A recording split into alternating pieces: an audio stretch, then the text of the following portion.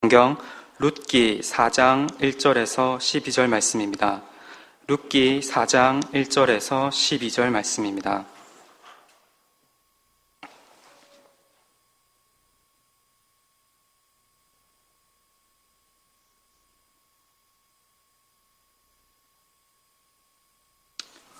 다 찾으신 줄 알고 제가 봉독하도록 하겠습니다.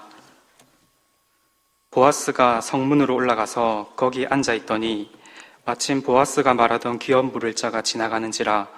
보아스가 그에게 이르되 아무개여 이리로 와서 앉으라 하니 그가 와서 앉으매 보아스가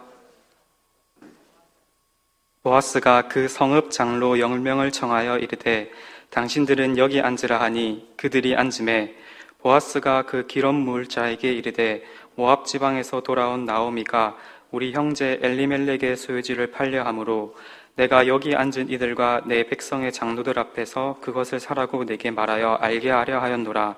만일 내가 물으려면 물으려느니와 만일 네가 물으지 아니하려거든 내게 고하여 알게 하라. 내 다음은 나요 그 외에는 물을 자가 없느니라 하니 그가 이르되 내가 물으리라 하는지라. 보아스가 이르되 네가 나오미의 손에서 그 밭을 사는 날에 곧 죽은 자의 아내 모압 여인 룻에게서 사서 그 죽은 자의 기업을 그의 이름으로 세워야 할지니라 하니 그 기업 물을 자가 이르되 나는 내 기업에 손해가 있을까 하여 나를 위하여 물으지 못하노니 내가 물을 것을 내가 물으라. 나는 물으지 못하노라 하는지라. 옛적 이스라엘 중에는 모든 것을 물으거나 교환하는 일을 확정하기 위하여 그 사람이 그의 신을 벗어 그의 이웃에게 주더니 이것이 이스라엘 중에 증명하는 전례가 된지라. 이에 그 기업 물을 자가 보아스에게 이르되 내가 너를 위하여 사라 하고 그의 신을 벗는지라.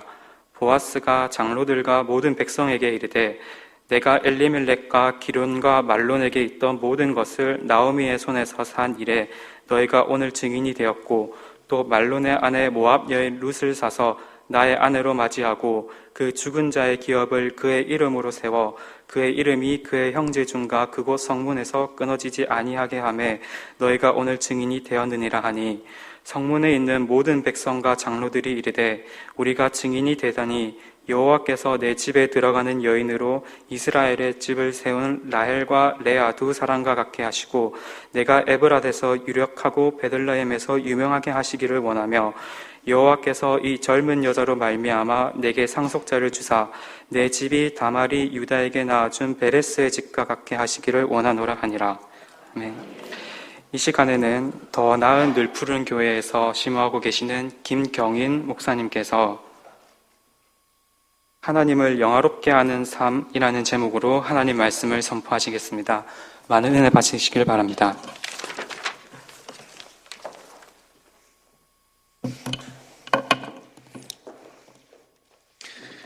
감사합니다. 오후에도 함께 말씀을 전할 수 있는 자리에 서게 되어서 영광이고 감사를 드립니다. 청년부 헌신 예배는 제가 피하려고 했는데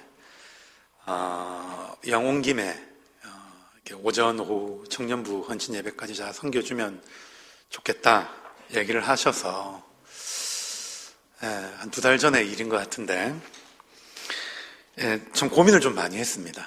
고민을 좀 많이 하고 제가 오전에도 말씀드렸지만은 저희 교회 밖에서는 설교하는 일이 거의 없기 때문에 아주 저한테는 예외적인 일이어서 이게 집에서 밥을 잘하는 분도 손님이 오시면 이게 내가 만든 음식이 손님들 입맛에 맞을까 안 맞을까 고민을 많이 하지 않습니까?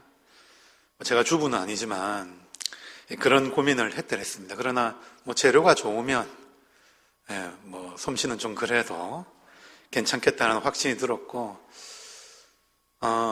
저도 우리 이 목사님과 함께 대학 시절에 저는 이제 대학 때 예수님을 학교에서 SFC를 통해서 예수님을 믿게 되고 물론 교회를 다녔지만 SFC에서 훈련받고 졸업과 동시에 5년 동안 평신도 간사로 캠퍼스 복음화를 위해서 섬겼습니다. 대학원을 들어가서도 어떻게 하면 많은 사람을 SFC에 접하게 할까 고민하는 차에 신대원에 청소년을 사랑하는 사람들의 모임이라는 모임을 하나 만들었습니다. SFC 그럼 안 올까봐. 네, 그래서 이제 여기 그 신학대학원에서 이렇게 포섭한 사람들을 졸업 이후에 SFC 간사로 부르고 SFC의 호의적인 교역자들로 내가 만들리라 이러면서 이제 여러 가지 프로그램을 돌리다가 하나의 부르심이 제가 교회에 있는 줄 알고 우리 이상철 목사님은 SFC 간사 복직하라고 제가 보내고 곧 따라가겠다 해놓고 저는 복직 안 하고 교회로 가서 지금까지 제가 욕을 먹고 있습니다. 그리고는 이제 청년과 청소년들에 대한 사역들을 계속 해오던 중에 뉴질랜드에 가면 이제 안 하고 어른들과 함께 좀 할 수 있겠지 했는데 웬걸 가니까 거기 대학 도시인 겁니다. 그래서 SFC 간사 할 때처럼 캠퍼스에 가서 도서관에서 애들 만나고 동아리방 빌려서 성경 공부하고 애들 데리고 오면 상담하고 또 주일에는 또 주일 목사처럼 이렇게 하고 일을 아직도 하고 있습니다. 그래서 제가 참 오랫동안 청년들과 함께하고 있구나. 그래서 제가 청년들이 들으면 깜짝 놀랄 만한 말씀을 전할 거라는 생각은 안 합니다. 애들이 저를 요새 약간 재미없다 그러더라고요. 그래서 가능하면 설교를 좀 빨리 끝나야겠다 이런 생각을 하고 제가 이제 처음에 대학 때 우리 이상철 목사님을 만났을 때 4학년 때 형님 졸업하고 뭐 할 겁니까? 물어보니까 뜬금없이 인도네시아를 가겠다는 거예요. 그러니까 제가 왜 인도네시아인지는 기억이 안 나는데 뭐 인도네시아에 뭐 평신도로 가겠다, 뭐 선교사를 가겠다 그래서 되게 믿음이 좋은 형님인가 보다. 그때 그 정도 생각을 했고 저는 졸업하면 취업해서 평생 좋은 알돌로 이렇게 좋은 성경부 리더로 살아야지 뭐 이렇게 생각하고 있던 찰나에 또 하나님 부르심이 있어서 간사 지원을 같이 하게 됐습니다. 그때 간사 지원하는데 가보니까 우리 사모님이 계시더라고요. 간사 훈련 받을 때 두 분이 뭐 하셨는지는 저는 알지 못하지만 그걸 곧 결혼하시더라고요. 뭐 그렇습니다. 뭐 그런 얘기 갑자기 생각이 났는데 그 제가 청년 때 신앙을 가지고 청년부 헌신 예배를 하면 부담이 되는 거예요.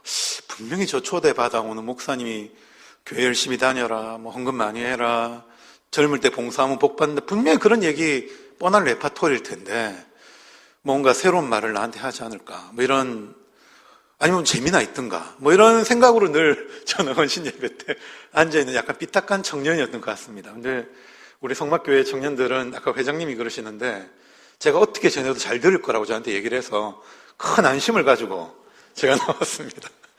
잘 들어주세요. 그래서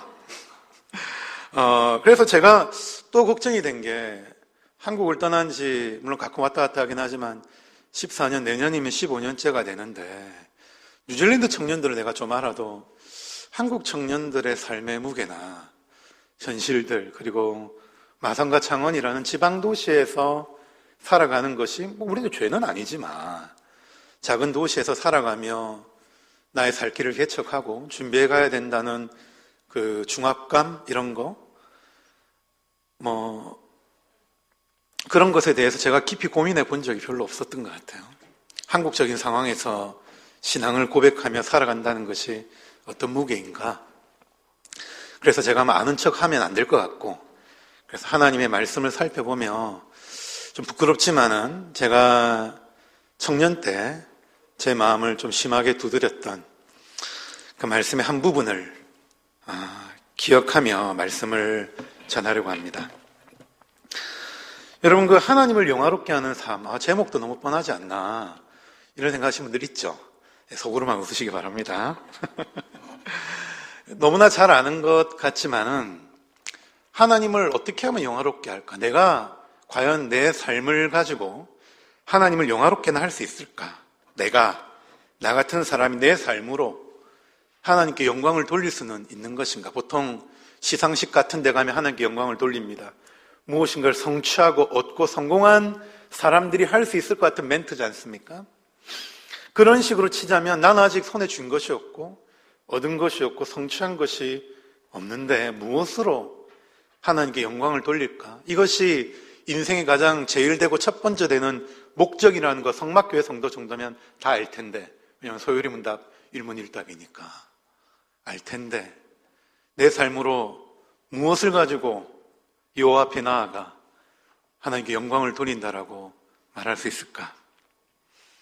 우리는 많이 성취하고 우리 이룬 것이 많아야, 그럴듯한 것이 손에 들려 있어야 하나님께 영광을 돌려드릴 수 있다라고 생각을 하는데, 오늘 우리가 읽은 이 본문의 말씀을 보면 빈털터리가 나옵니다. 룻 이야기죠. 모압 여인, 모압이라는 나라 여호와의 총에 절대로 들어올 수 없는 이방인 중에 상이방인, 발음을 잘해야 되는데 상이방인입니다. 여호와의 총에 절대로 못 들어온다고 하나님께서 못을 박아 놓았던 사람 중에 엘리멜렉 가족이 모압이란 땅으로 땅을 팔고 이사를 갑니다. 이민을 간 것이죠. 하나님이 그 지파별로 땅을 그 지경을 정해주시면서 지게표를 옮기지 말고 땅을 함부로 팔거나 매매하지 마라. 왜냐하면 땅은 여호와의 것이기 때문이다 라고 얘기하셨습니다. 땅을 함부로 매매하는 것은 여호와의 율법을 거역하는 것이죠. 근데 팔고 갔단 말입니다. 근데 어떻게 됩니까? 거기서 남편과 아들들이 다 죽습니다. 이방 여인들과 결혼해서. 그리고 이제 시어머니 나오미와 룻이 빈털터리로 돌아오게 되는데, 이 룻이 살던 시대는 우리가 아는 것처럼 사사시대입니다. 여호와의 말씀이 희귀하여 이상이 흔히 보이지 않아서 하나님 말씀이고 뭐고 먹고 살기 힘드니까, 그래도 뭔가 손에 쥔 거 있을 때 엘리멜렉 가족은 팔고 털고 간 것입니다. 근데 거기서 빈털터리가 돼서 돌아오게 된 것이죠. 왕이 없으므로 자기 소견에 옳은 대로, 그게 가장 상위법이 돼서 자신들의 삶을 이끌어가게 만들었던 그런 시대였습니다. 영적 깜깜이 암흑시대였죠. 하나님을 경외하는 밤하늘의 별처럼 빛나는 그런 사람들을 찾아보기 힘들었던 시대입니다. 제가 이제 우리 교회 청년부 대학부 아이들한테 이 친구들이 아주 용감하게 저보고 목사님 저하고 우리하고 노래방 한번 갑시다 이러더라고요. 제가 예수님 믿고 노래방 끊은 지 20년이 넘었는데 그전에 많이 갔다는 얘기겠죠. 그래서 근데 감히 저한테 노래방을 가자. 그럼 뭐 딱히 건전하게 놀 데가 없어서 아이들 노래방 가는 거에 대해서 제가 뭐 그렇게 터치를 하진 않는데, 내가 끄는 조례에서 못 가겠다. 그런데 하도 가자 그래가지고 또 저희 교회 집사님 한 분이 노래방을 하십니다. 이제 그래 갔습니다. 밝을 때 갔습니다. 갔는데 아이들 노래 부르는 거 보니까 가관입니다. 막 눈을 감고 마이크를 하늘로 올리고 뭐 애인 없어요 막 이러고 노래를 부르는데, 저렇게 저한테 절절한 감성이 있었나, 저렇게 가사에 몰입하는 저 놀라운 감수성. 그러면서 뭐 어쨌든 광란의 시간이 끝났어요. 그래 나오면서 이제 밥 먹으면서 제가 목사님 어떠셨냐고, 왜 목사님은 노래 안 부르셔요? 그래서 나는 내가 어떤 노래도 부르면 다 찬송가처럼 부르기 때문에 사람들이 싫어한다. 그래 나는 노래 잘 안 한다. 그런 얘기를 하면서 제가 애들한테 그랬으면, 이제 다시는 나한테 노래방 가자 하지 말고, 그 담배 냄새 너무 많이 나는데 안 가고 싶다. 그리고 두 번째로 내가 부탁하자. 너 제발 찬양 시간에 이 노래방에서 불렀던 열정만큼이라도 노래를 좀 불러라. 집중력을 가지고 가사에 집중해서 찬양을 좀 해라. 얘 맨날 이래가지고 진짜 이럽니다. 이렇게 찬양하고 아무 생각 없이 중얼중얼 눈 딴 데 이렇게 돌리고 찬양하는 모습들 정말 제가 보기 싫어가지고, 근데 또 제가 또 별로 안 좋아하는 모습 중에 하나가 이 박자와 사운드로 막 압도하는 거 별로 안 좋아하거든요. 뭐 주님 한 분, 준비도 안 했는데 주님 한 분만으로 나는 만족하다라고 자꾸 말하라고 강요를 하잖아요. 나는 준비가 안 됐는데 어떡하지? 아직 다른 걸로 만족하는 게 많은데 어떡하지? 막 이러고 있는데 막 다 같이 일어나십시오 막 이러면은 너무 괴롭거든요. 그래서 진짜 가사에 집중해서 정말 신앙을 고백할 수 있는 노래를 좀, 찬양 인도자가 거기 있었거든요. 가사를 좀 묵상할 수 있는 노래를 해라. 너 잘하대 노래. 애인 있어요 노래. 좀 그렇게 네 삶을 닮아서 노래. 그때 애인이 없었거든요 얘가. 그래가지고 이제 뭐 그런 시간들을 이렇게 보냅니다. 이제 아이들의 그런 모습들을 이제 보면서 제가 무슨 얘기가 여기까지 왔습니까? 이 아이들 안에 찬양할 때, 또 기도회 수련회 갈 때 집회할 때 정말 불꽃 같은 일제 막 보이거든요. 기도합시다. 막 이렇게 기도하는데 제 마음에 의문이 늘 드는 거예요. 평소에 매일의 평범한 삶에 이 아이들이 정말 하나님을 경외할까? 아무도 보지 않는 곳에서 홀로 보시는 하나님의 눈길을 불편하게 여길까? 감사하게 여길까? 하나님을 정말로 경외하는 마음으로 골방의 시간을 매일매일 가지고는 있겠지 하는 의심들을 가지게 되는 거예요. 제가 집회 때 아이들의 모습에 제일 속지 않거든요. 아이들이 목사님 너무 깐깐한 것 같아요. 그래서 그래 그러면서 지내기는 합니다. 정말 제가 보기를 원하는 청년들의 모습은 펄쩍펄쩍 뛰는 열정은 없을지라도 아무도 보지 않는 곳에서 하나님을 경외하고 수많은 사람들이 보는 눈길 앞에서라도 하나님의 시선을 의식할 줄 아는 그런 하나님을 경외하는 마음을 가진 사람들, 하나님으로 인해서 깊이 만족하고 경외하는 마음을 가진 사람 보기를 내가 원한다라고 10년 전째 얘기를 하고 있습니다. 근데 제가 있는 이 더니드라는 지역은 대학이 있는데 2만 명의 큰 대학입니다.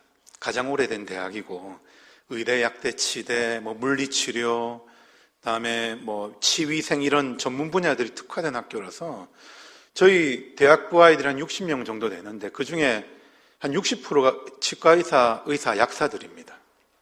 졸업과 동시에 10만 불 이상 버는 아이들입니다. 이 아이들이 졸업과 동시에 돈을 좀 이렇게 만지기 시작하면서 교회를 슬슬 멀리하고 인스타에 맛집과 여행과 자동차와 이런 게 올라오고 분명히 이 사진을 올린 시간에 교회에 있어야 되는데 맛집 사진이 올라오는 거죠. 사진을 보면은 걔들이 1학년 때 저한테 뭐라 그러냐면은 목사님 이제 1학년 때 시험 성적이 좋아야 지가 가고 싶은 과를 결정하거든요. 목사님 제가 의대 갈 수 있도록 기도해 주십시오. 목사님 제가 약대 갈 수 있도록 기도해 주십시오. 그래서 네 기도는 네가 해야 되지 않을까 이런 생각을 하고 있는데 네가 나와서 답답하면 기도를 해야지 나도 기도를 해주지 이런 생각을 하고 있는데 그래서 제가 그래 내가 어떻게 기도해 주면 좋겠니? 목사님 저는 저를 의대 가게 저 의사가 되면 의료 봉사를 하겠습니다. 의료 선교를 가겠습니다. 그래 알겠다. 근데 그런 애들 중에 의대 가고 치대 가고 약대 가가지고요 교회 생활 제대로 하는 애를 제가 거의 못 봤습니다. 얼마나 좋습니까? 남들이 선망하는 과에 가가지고 사람들이 우와 우러러 보고 이러니까 여자친구도 막 생기고 남자친구 생기고 이러니까 대학부 모임을 안 오더라고요. 길에서 만나면 안녕하세요 이러고 지나갑니다. 그래서 제가 안 속습니다. 아이들에게 속지 않습니다. 100이면 100은 아니겠지만 많은 아이들이 그렇게 삽니다. 그렇게 해서 하나님께 영광을 돌리겠답니다. 그래서 내가 턱이나 제가 되게 시니컬한 사람은 아니거든요. 근데 너무 그런 경우를 많이 보니까 그래서 제가 그런 얘기를 했습니다. 야, 네가 의사가 됐기 때문에 하나님 너를 사용하신다고 절대로 생각하지 마라. 네가 치과 의사가 되면 하나님 너를 유력한 일에 쓰겠다고 하는 거 아니다. 꿈 깨라. 네가 어떤 고백이 있느냐를 보시고 너를 쓰는 거지. 네가 뭐가 됐다고 해서 하나님 너를 쓰시는 거 아니다. 예. 모릅니다. 애들 그러면.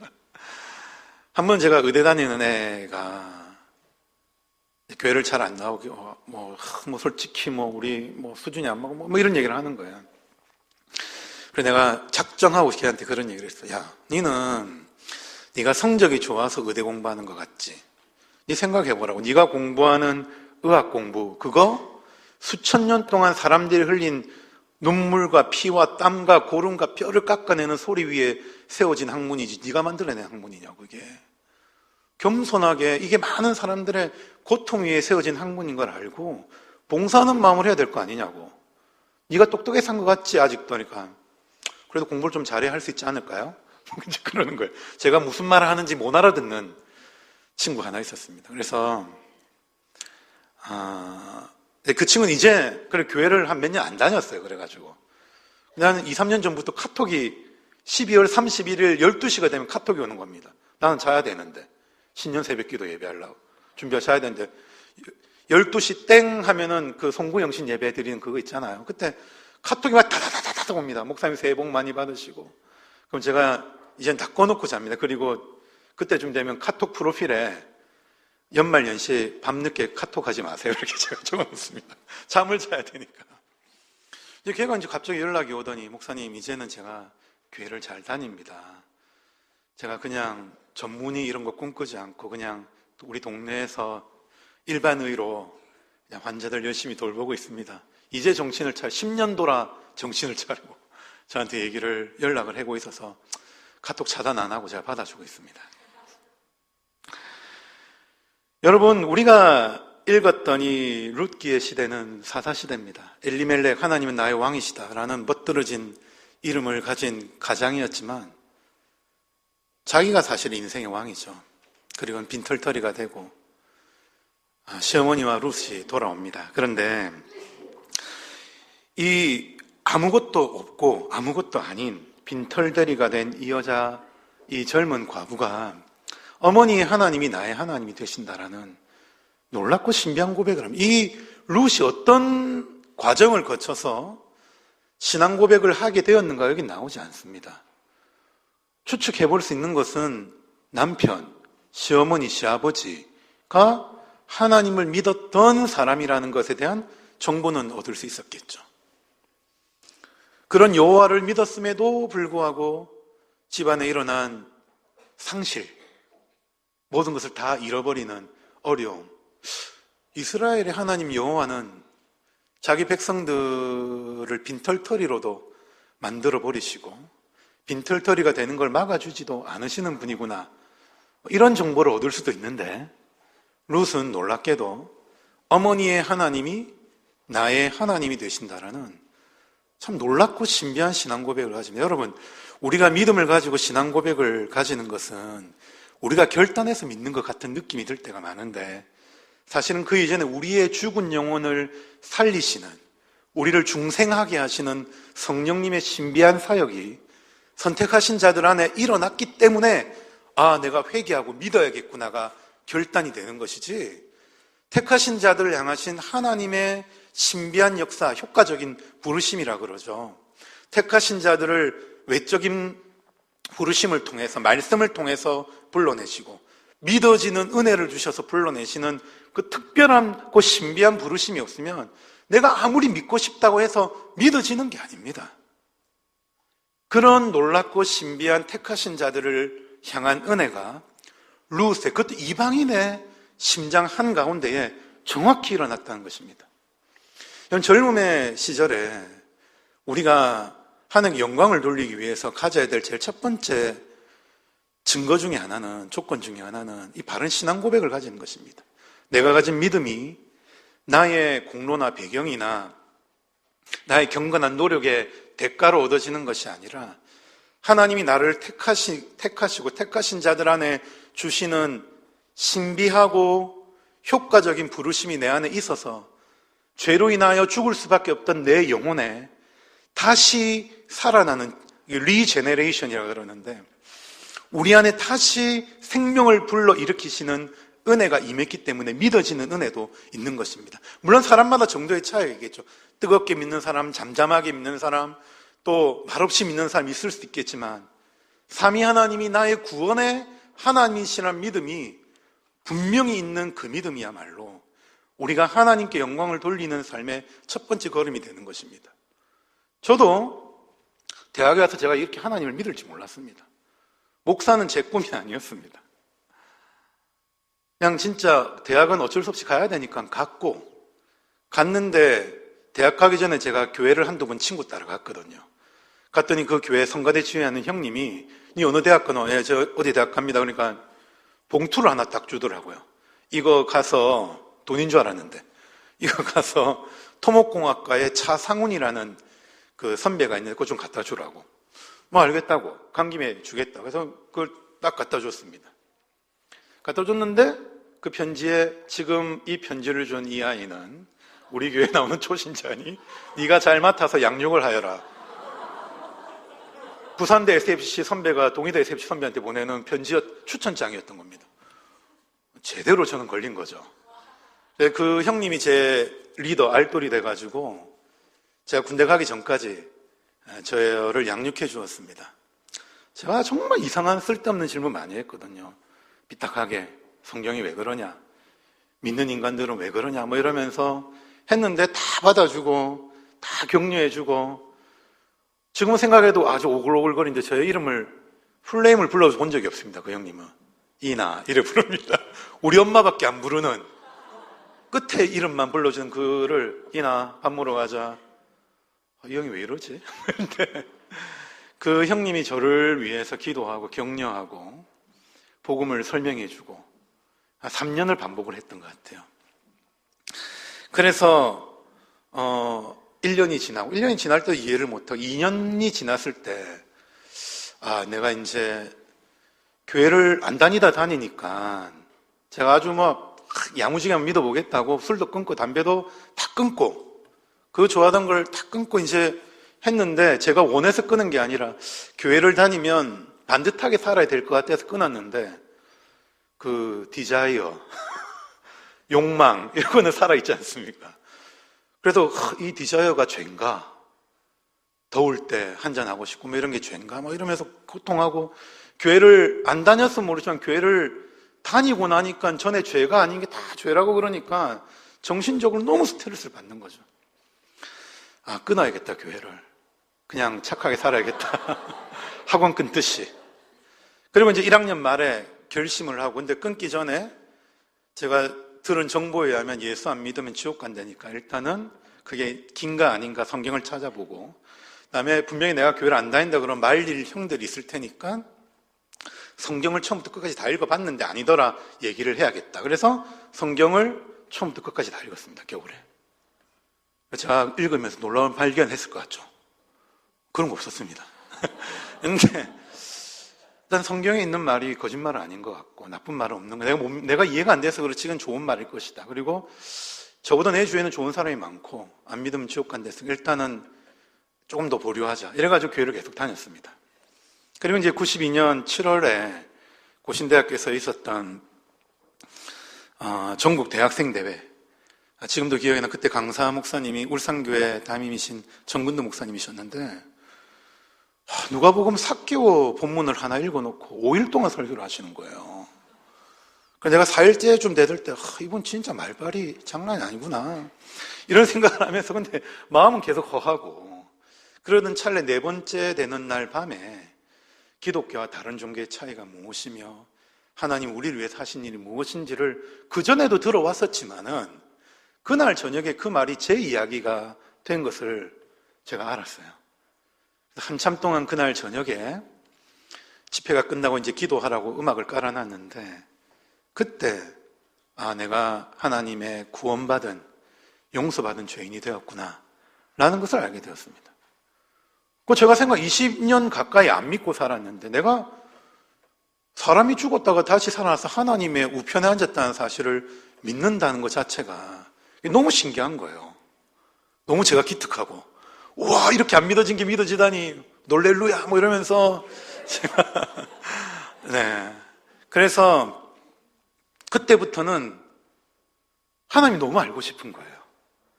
선배들을 쫄라가지고 추천줘서 목록 내놔라 이래가지고 나도 형님들처럼 멋있는 말도 좀 하고 싶고 성경도 잘 가르쳐보고 싶고 막 이래서 책을 막 사서 신학서적도 읽고 경건서적도 읽고 성경도 막 무릎 꿇고 집에서 읽고 막 그랬습니다.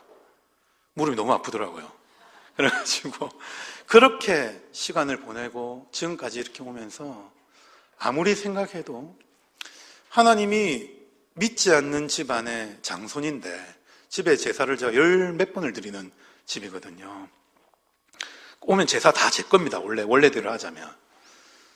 근데 믿어지는 은혜를 주시다니 나한테, 이게 나를 위한 사실을 믿어지는 은혜를 주시고 더 죄짓고 살기 전에 젊음의 때 나를 불러주신 것에 대해서 너무 감사해서 나는 평생 캠퍼스에 졸업하기 전까지는 내 같은 놈들, 내 같은 후배들을 잘 챙기는 선배가 돼야겠다. 그리고 졸업을 하면 감히 나는 신앙 경력이 짧아서 사역을 못할 거고 좋은 집사 장로가 돼야지, 그런 생각을 하다가 지금 여기까지 왔습니다. 여러분 안에 있는 지금 있는 그 믿음의 고백은 보잘것 없어 보일 때도 있고 자주 흔들리고 넘어질 때도 있고 헌신 예배 드리고 나도 그 다음에 아무것도 아닌 것처럼 더 못할 때도 있고 은혜를 심하게 받은 그 다음날 죄 지을 때도 있고 뭐 그런 오르락 내리락 하는 일이 있을지라도 하나님이 여러분들 안에 심어주신 새로운 생명으로 인한 고백은 하나님이 그것을 보증하시고 지킨다는 사실을 믿으십시오. 룻이 시어머니의 어머님이 나의 어머니가 되고 어머니를 봉양한 것은 그가 착한 사람이었기도 하겠지만은 그가 하나님의 계명에 순종하는 사람이 되었기 때문입니다. 내 부모를 공경하라는 계명을 생명처럼 여기는 사람이 아니면 미쳤다고 본토 친척집을 다 떠나서 어머니를 따라갔겠습니까? 자기의 시언니는 안 따라가지 않았지 않습니까? 여러분, 하나님께 영광을 돌린다. 룻이 빈털터리가 되고 어머니 따라가도 딱히 형편이 별날이 오는 것도 아닙니다. 그 하나님 때문에 간 것입니다.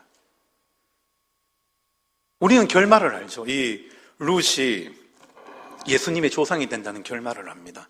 위대한 사건 아닙니까? 예수님의 조상, 유대인의 후손으로 오신다는 예수님의 조상의 모압 여인 룻이 또 있죠. 좋아, 나는 예수님의 조상이 될 거야. 이스라엘로 가야지. 이런 결심 해본 적이 없는 여자분입니다, 이분이. 그런데 하나님으로 인한 하나님을 자신의 삶의 안정감과 자신의 삶의 만족과 자신의 삶의 이유가 된다라고 고백한 그 믿음 때문에 그냥 간 것뿐입니다. 미래를 예측해서 간 것이 아닙니다. 사나 죽으나 나의 유일한 위로는 삼위 하나님만이 되신다라는 고백처럼 룻은 그냥 그렇게 고백 하나 붙들고 따라간 것뿐입니다. 우리가 하나님께 영광을 돌린다고 말할 때 하나님 언제 영광을 받으시겠습니까? 존 파이퍼라는 목사님이 그런 이야기를 한 적이 있습니다. 이 문장이 굉장히 중요한 신앙 고백인데 우리가 좀 잘 이해를 하려면 이렇게 이 문장을 바꿔서 이해해보면 된다. 하나님을 인조이하고 하나님을 인하여 가장 깊이 만족하는 것이 하나님께 영광을 돌리는 것이다. 하나님 때문에 하나님을 인하여 가장 기뻐하고 가장 깊이 만족할 때 하나님 우리에게 가장 큰 영광을 받으신다로 이해하면 소요리 문답 1문 1답이 훨씬 더 잘 이해가 될 것이다. 여러분들 아직 청년이고 이룬 것이 적고 이제 이루기 위하여 달려가는 그런 시점에 있지 않습니까? 지금은 준비하고 우리가 쌓아가고 도전해야 될 때긴 합니다.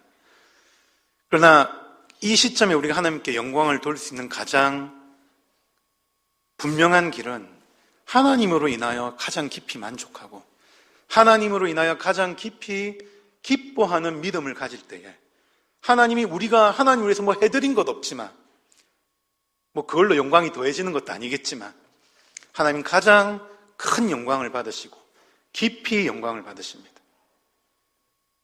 마치 부모님들이 자녀들로 인해서 가장 기쁜 순간들이 있겠지만 엄마 혹은 아빠, 나는 엄마와 아빠가 내 엄마 아빠라서 너무 좋아요. 너무 감사해요. 난 우리 엄마 아빠가 제일 자랑스러워요. 세상에서 제일 부자도 제일 훌륭한 사람도 아니지만 엄마가 내 엄마라서 아빠가 내 아빠라서 제일 좋아요 할 때 뿌듯하지 않습니까? 아이들이 부모의 은혜를 아는구나. 이게 자식을 통해서 받는 영광이구나 아는 것처럼 똑같지는 않겠지만 우리 하나님 역시 하나님으로 인하여 만족하고 하나님으로 인하여 가장 기뻐하고 만족할 때 가장 큰 영광을 얻는 분이십니다. 그러기 위해서는 우리가 하나님을 알아가는 일에 힘쓰지 않으면 오후 예배 오면 사실 좀 피곤하잖아요. 졸림이 나를 찾아옵니다. 저리가 해도 예수님의 이름으로 가 해도 자꾸 찾아옵니다. 졸림이. 이런 시간에 우리로 하여금 예배에 집중할 수 있게 만드는 것은 정신력이 필요하기도 하겠지만은 이 예배를 받으시기에 합당하고 이 예배를 통해 드리고 싶은 고백이 있을 만큼 하나님이 좋기 때문에 하나님이 내게 그런 분이시기 때문에 예배하는 것이지 내 정신력의 끝을 보여주지 뭐 이러면서 예배 시간에 잠 안 자고 버티는 거 아니지 않습니까? 하나님이 그만큼 가치로운 분이시기 때문에 아직은 나는 초라하지만 나를 소유하신 하나님이 가장 위대하시기에 이 노래 한 곡은 꼭 불러드리고 싶고 이 고백 하나는 꼭 드리고 싶고 골방에 들어가서 해드리고 싶은 얘기가 너무나 많은 그런 분이 하나님이시기에 예배하고 그분을 찾는 것 아니겠습니까? 우리 하나님께 영광을 돌리는 삶의 첫 번째 비결은 하나님으로 인하여 가장 깊이 만족하고 기뻐하는 데 있는 것입니다. 한 가지만 더 살펴보도록 하겠습니다.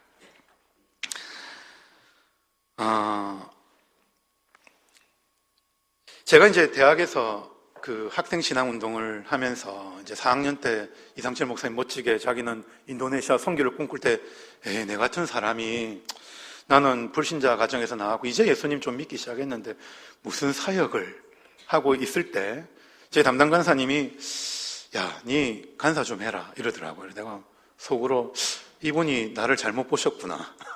내가 얼마나 세속적인지 모르시네. 뭐 이런 생각을 제가 하고 제가 하면 안 되는 얘기를 해서 저를 위해 기도는 하세요. 뭐 제가 그렇게 얘기를 했습니다.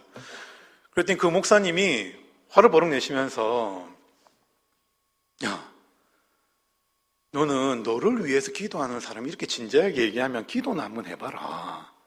제가 생각할 때 저 같으면 막 화를 냈을 건데 이분이 하더니 저한테 그러더라고요. 그래서 제가 저분이 분명 화를 내야 되는데 나한테 저렇게 얘기한 걸 보면 굉장히 진지한 거다. 좋아. 그러면 나도 기도하며 생각을 해보겠어. 근데 아무리 생각해도 저는 집에서 반대할 건 불을 보듯 뻔한 것 같고 그보다 더 큰 문제는 제가 제 자신에 대해서 별로 자신이 없었어요. 이게 제가 이제 이상철 목사님과 함께 4학년 때 전국위원을 했습니다. 저는 학원연합 부위원장, 저는 교회연합 부위원장으로 전국을 장돌뱅이처럼 돌아다니며 전국위원회를 하고 뭐 이렇게 각종 모임을 막 하고 그랬거든요. 근데 서울만 가면 제가 작아지는 거예요. 서울에서 이제 전국위원회를 하면 연대, 고대, 뭐 이화여대, 셉시에 들이오고 뭐 이런데 쉐어링을 하면 제가 듣도 보도 못했던 책 얘기를 하고 성경의 깊이를 논하고 이러는데 이래서 공부를 잘해야 되나? 뭐 이런 생각을 하면서 좀 작아지는 그런 느낌 있잖아요. 행복은 성적순인가? 뭐 이러면서 이거는 신앙인의 마음이 아니다 라고 생각을 하고 돌아와도 좀 작아지는 느낌을 지울 수 없었는데 부산 지역에서 SFC 간사를 해라. 그리고 제 마음에 딱 드는 생각이 내가 잘할 수 있을까 보다 와, 내보다 학력고사 점수 높은 학교에 들어가서 걔들을 가르쳐야 되면 애들이 나를 간사로 봐줄까? 진짜 유치하기로 말할 수 없는 생각이지만 저한테는 그게 굉장히 쫄리는 마음이었거든요. 근데 이 말을 간사님한테 말 못하고 전 부족합니다. 저는 아닙니다. 신앙 경력도 작고 너무 작습니다.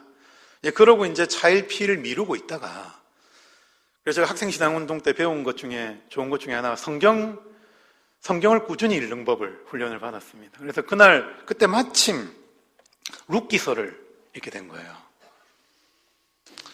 그때 지금도 기억나는데 빈 강의실 혼자 성경을 읽다가 하나님께 참 깊이 회개했습니다. 모압 여인 룻이 예수님의 조상이 되지 않습니까? 그럼 이스라엘은 여자 없습니까? 이스라엘은 여인 없습니까?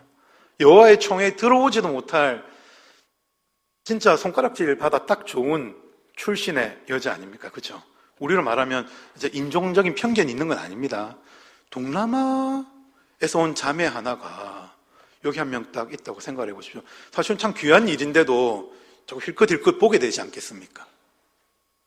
저기는 이슬람 국가라는데 혹시 위장해서 예수 믿는 거 아닐까? 뭐 이런 의심도 할 수 있지 않습니까? 거의 그런 느낌의 여자 하나가 이스라엘로 와서 예수님의 조상이 되어버리는 이스라엘의 경건한 여자가 그렇게 없는가? 혼자 별의별 생각을 다 하다가 그런 생각을 했습니다. 하나님이 하나님의 나라를 이루어 가시는 그 방식과 길에 있어서는 우리가 어디 출신이냐, 우리가 무엇을 이루었는가, 무엇을 가지고 있는가, 그 사람이 얼마나 경건한 가문의 자손인가, 하나님 그거 안 보시잖아요. 돌들로도 아브라함의 자손을 만드실 수 있는 분이잖아요. 근데 나는 내가 안 될 것 같으니까 하나님도 못 하실 것 같다라고 지레짐작해버린 거죠. 나는 부산의 지방대 출신의 학력고사도 다른 학교보다 낮은 볼 거라고는 키밖에 없는, 내세울 건 그거밖에 없는, 발 큰 거 하고. 예, 그런 이상한 덩치는 큰데 소심하게 이루 말할 데 없는, 그것도 일종의 낮은 자존감이죠. 교만이죠. 나는 안 된다. 하나님이 하실 수 있다 그랬는데, 마치 기드온이 그 포도즙을 따는 그 통 속에서 소심하게 이렇게 하고 있을 때 하나님이 찾아오셔서 큰 용사요, 찌질한 모습으로 이러고 있는데 큰 용사요 부르시는 그런 느낌을 받은 것입니다. 아니면 저는 제 앞으로의 진로가 어떻게 될지는 모르겠지만, 그리고 집안의 반대도 있고 이렇지만, 하나님 만약에 나를 말씀의 사역자로 부르신다면 제가 가진 것 때문에 하나님이 불편하실 수는 있겠지만 못한다는 얘기는 하지 않겠습니다. 그리고는 저희 대표 간사님한테 가서 하겠습니다 하고 지금까지 사역자 얘기를 걸어오고 있습니다.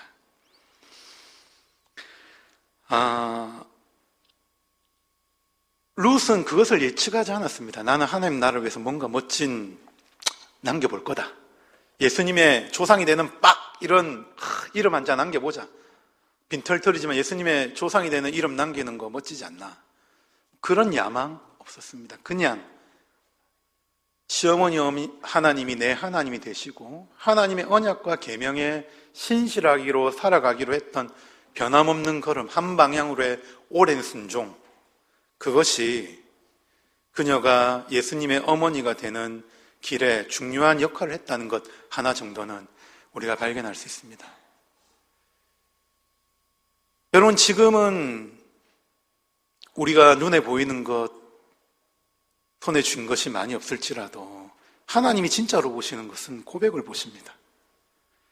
내가 못할 것 같기 때문에 하나님도 할 수 없을 것이다라고 여기는, 스스로를 작게 여기는 것이 믿음이 아니라, 하나님이 하시고자 한다면 대한민국의 마산이라는 끄트머리에 있는 나이지만 하나님이 하나님 나라의 의미 있는 전진을 위해서 나를 반드시 쓰실 것이다.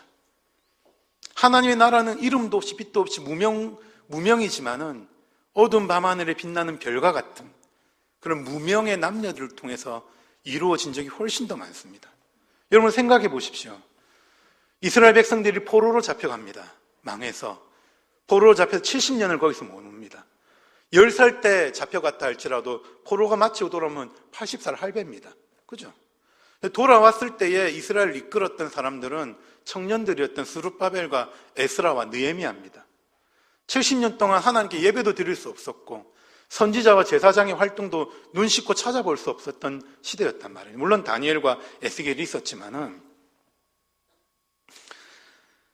신앙의 가장 어두운 시절을 지내고 포로로 끌려가서 자유를 제한당한 채 살아왔는데 70년이 끝나고 나니까 이스라엘 백성들을 새롭게 하시는 하나님의 전략적인 병기와 같은, 밤하늘에 빛나는 별과 같은 그런 포로 시대 이후의 지도자들이 생겨납니다. 이들이 누구 밑에서 어떻게 자라났는가 성경은 설명하지 않습니다. 다만 추측해 볼 수 있는 것은 이들이 포로로 잡혀가서 자신들을 돌아보며 역사를 돌아보며 하나님의 계명을 되씹어보며 우리가 하나님을 사랑하지 않았고 우상 숭배했으며 하나님의 언약을 가벼이 여기고 살았던 것을 회개하고 자녀들에게 부지런히 말씀을 가르치고 그 말씀대로 살아가는 것이야말로 가장 어려운 순간을 뚫고 견디며 지나가게 하는 힘이라는 것을 가르친 무명의 부모들과 지도자들의 존재 예외에는 설명할 길이 없습니다. 하나님 가장 어두운 시대를 보내고 가장 힘든 시대를 보내고 손에 쥔 것이 없는 시대를 보내는 사람들이라 할지라도 하나님은 자기 백성들을 일으켜내시며 준비시키시며 그 다음 세대를 준비시켜가는 일에 결코 멈추지를 않습니다. 여러분이 하나님의 그런 보물과 같은 사람들로 준비되시기를 바랍니다. 한국교회가 어쩌니 저쩌니 이런 이야기를 우리가 많이 듣고 청년들과 학생들이 감수한다는 얘기를 듣고 어른들의 신앙에 실망한 일들이 있을 수 있겠죠. 그러나 그럼에도 불구하고 룻과 또 이제 곧 얘기할 보아스와 같이 그 고백 하나를 붙들고 삼위 하나님을 신실하게 믿으며 만족하고 고백하는 삶을 반복하며 다음 세대를 준비해야 됩니다. 지금 여러분들에게 엄청난 헌신을 요구하는 것이 아닙니다. 하나님을 위하여 깊이 만족하고 그 고백에 걸맞는 삶을 연습하는 삶의 신실함을 가지는 것, 그것이 하나님께 영광을 돌리는 삶의 중요한 조건입니다. 하나만 더 전하고 말씀을 맺겠습니다. 룻이 나왔다면 당연히 보아스도 나와야겠죠. 오늘 읽은 본문에 이 보아스가 물론 그 전에 룻과 눈도 좀 맞고 이래가지고 이제 마음이 불타오르지요. 그래서 이 여자를 자신 아내로 삼고 싶은 마음도 있고, 이제 그러려니 그 룻과 나오미의 가문의 땅을 그 되물어 줘야 되는, 기업 물러줘야 되는, 리딤을 해줘야 되는, 구속해줘야 되는 일이 절차가 남아 있는 것입니다. 이 보아스는 자신의 그 소유지에서 고아와 과부와 나그네들을 위한 몫을 남겨두었던 사람입니다. 이스라엘에게 하나님 주신 풍성한 소득 중에는 가난한 자들의 몫이 항상 있었고, 그것을 따로 떼어 남기라는 것이 이스라엘을 지배하는 사랑의 법이었습니다. 보아스는 그 법을 신실하게 지켰던 그 시대에 탁월한 사람이었습니다. 근데 그 와중에 룻과 눈이 맞죠. 룻이 좋은 여자인 걸 압니다. 경건한 여자인 걸 알아챘습니다. 결혼하려고 하면 이 집안을 일으켜줘야 됩니다. 그 땅을 되사서 갚아줘야 되는 일들. 그런데 보니까 자기보다 더 가까운 친척이 있는 것입니다. 그래서 성문 앞 재판 장소에 가서 그 사람한테 네가 이거 해줘서 이 사람들의 집을 회복시켜줘야 되는데 나는 네보다 순서가 좀 멀거든. 그러니까 네가 이걸 할래? 물어보니까 이 사람이 이름도 없습니다. 아무입니다. 아무. 이름을 적을 가치도 없어서 그랬는지 아니면 모르든지 이름을. 그래서 이 아무가 처음에 하겠다 놓고 나중에 곰곰이 생각해 보니까 내 기업에 손해가 있을까요? 경제적 손실이 있을까요? 나는 기업 무르지 않겠다. 미안한데 나오미하고 룻의 집안의 땅이 뭐 회복되고 어떻게 되든지 나는 모르겠고 하고 신발을 벗어 던집니다. 이건 권리를 포기하는 것이죠. 핵심은 무엇입니까? 내게 손해가 있을까 하여 기업 무르지 아니하겠노라. 하나님의 율법에 의하면 손해가 있더라도 사랑에 자기에게 이익이 돌아오지 않을지라도 그 기업을 대신 물러주는 그 친척의 역할을 해야 된다라고 되어져 있는데, 이 사람이 안 한 이유는 룻이 모함 여인이라도 싫은 것도 아니고 그 땅의 질이 안 좋아서 그런 것도 아니고 그냥 나한테 손해가 된다, 나한테 돌아올 이익이 아무것도 없기 때문에 사랑의 법이라 할지라도 나는 다음번으로 미루겠다고 한 것입니다. 그러자 보아스가 나타납니다. 그럼 내가 하겠습니다.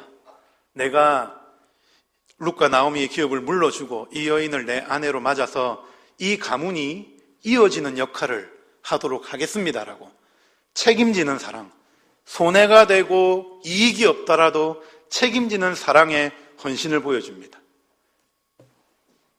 그리고는 둘은 잘 되고 그 가문은 이어지고 그 헌신을 통해서 우리 주 예수님이 이 땅에 오시는 길들이 끊어지지 않고 이어지게 됩니다.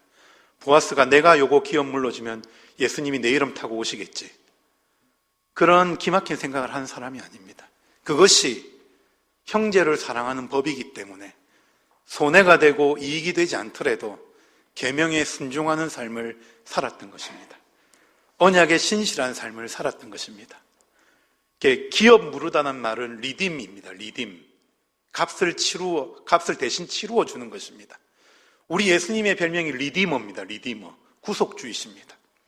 우리 같은 거 얻으시려고 자신의 생명값을 대신 치러 주심으로써 우리를 하나님 소유되게 하신 그 모습을 보아스가 그대로 보여주고 있는 것입니다. 손해가 되고 이익이 안 되고 아무런 돈도 안 되는 일을 한 것입니다. 오늘날 우리가 계산을 참 많이 하지 않습니까? 내가 이렇게 섬기고 저렇게 섬기고 이렇게 돌보고 하면 해봐야 돌아오는 거 아무것도 없는데 그게 무엇일까? 여러분 결혼해 보십시오. 결혼해보고 아이를 키우다 보면 보상받는 게 거의 없습니다. 보상받는 게 없습니다. 얼마 전에 우리 졸업한 청년이 전화가 왔어요. 여자 청년이 막 울면서 전화를 왔더라고요. 연이 왜 그러나? 그러니까 목사님, 나는 내가 결혼하고 애 낳고 나서 내가 이렇게 성격이 더러운지 몰랐다고. 애한테 너무 화를 많이 낸다고, 자기가 조그만 애한테.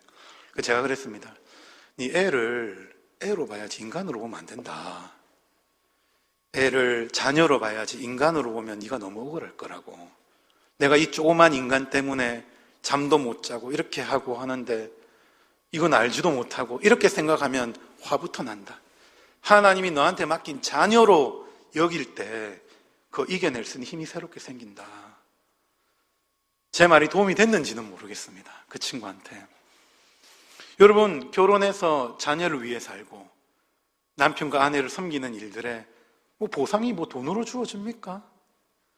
수많은 밤을 불면으로 보내고 육아에, 맞벌이에, 청소에 그렇게 사는 거에 대해서 칭찬 좀 안 해주고 안 알아주면 삐지고, 우리 그런 사람들 아니겠습니까?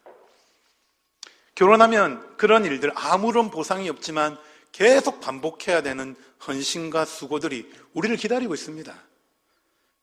가장 사랑해서 결혼한 남편과 아내 관계 안에서, 육아의 그 힘든 어려움들 가운데서, 또 그렇다면 하나님의 가족 공동체인 교회 안에서는 얼마나 더 그러겠습니까? 울며 씨를 뿌리는 자는 기쁨으로 단을 거둔다고 하는 말이 그냥 하시는 말이 아닙니다. 울며 그냥 묵묵히 내게 딱히 이익이 되지 않는다 할지라도 씨를 뿌려야 되는 시간들을 오래 보내야 될 때도 있습니다. 그 시간들을 잘 준비하며 보낼 때 지금 말고, 여러분들이 결혼하여 가정을 이루고 육아에, 요새 말 현타가 온다 그러는데, 육아의 현실 자각 타임이 오고, 내가 결혼한 이 남자가 내가 생각했던 그 남자, 너무 그런 남자구나, 너무 내가 생각했던 그런 여자구나, 이런 게 다가올 때 여러분을 지속적으로 그리스도 같은 남편, 교회 같은 아내가 되게 만들어주는 것은 오늘 보아스가 보여준 이 사랑의 훈련들을 내가 손해가 되더라도, 내게 이익이 당장 없을지라도 그것이 주님이 명하시는 일이고, 그것이 누군가를 살리며 사랑하는 일이라면 그 자리에 머무르며 그 일을 반복하는 그 일을 통해 하나님은 여러분들에게 받을 영광을 헤아리고 계실 것입니다. 청년들의 헌신은 지금 당장의 교회에 일을 많이 하고 지금 당장 교회에 의미 있는 봉사를 하는데 반드시 그것이 다 있는 것이 아닙니다.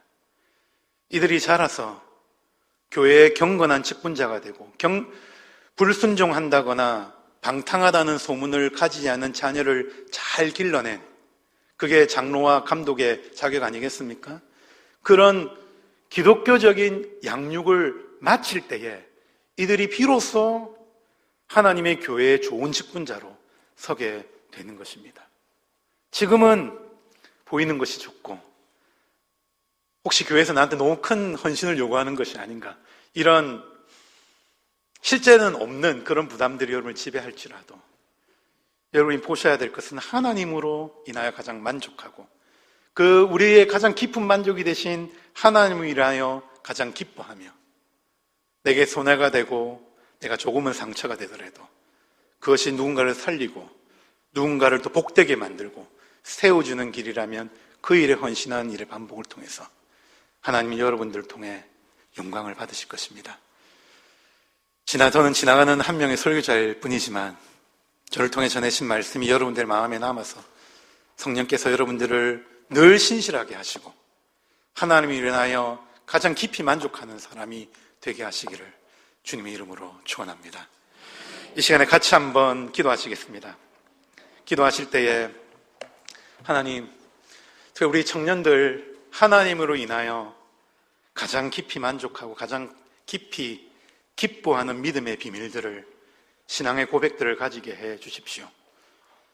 지금 아직 이룬 것이 적은 사람들이라 할지라도 하나님 우리를 귀하게 쓰실 것을 기억하며 작은 일에 충성하고 손해가 되고 상처가 되더라도 묵묵히 봉사하는 모습들을 가져서 좋은 엄마와 아빠와 남편과 아내로 준비되어져 갈 수 있도록, 이들의 신실한 삶의 반복을 통해서 그것을 가능케 하시는 하나님의 능력을 사람들이 발견케 해달라고 우리가 이 시간에 같이 한번 들은 말씀을 기억하며 청년들 위해서 같이 한번 합심하여 기도하시겠습니다.